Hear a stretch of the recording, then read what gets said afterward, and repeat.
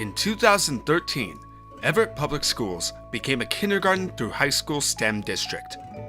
Rather than limiting science, technology, engineering, and math exclusively to certain schools or certain grade levels, the school board chose to make STEM all-inclusive.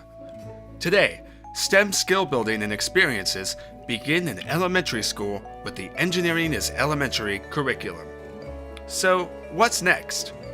The district is working to create career pathways at each of our comprehensive high schools: aerospace and advanced manufacturing at Cascade, medical and health at Everett, information and communications technology at Jackson, and energy and sustainability at Comprehensive High School number 4 if voters approve the February 2018 capital bond.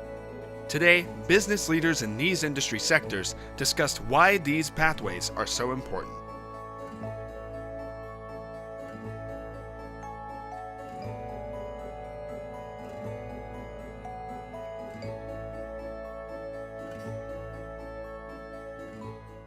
The reason why I have a passion for this whole program is because I am that kid. I never finished my 4-year college. I graduated from Everett High School, but I didn't have any path. I didn't know what I wanted to do. And so I was never exposed to any of these kinds of programs that are available now. And some of them didn't exist, obviously. And a 4-year degree from a college isn't maybe necessarily perfect for everybody. And so this path allows a student to come out with a livable wage and have a path from education to career. The markets are changing so rapidly, and the schools just aren't able to keep up with the demand.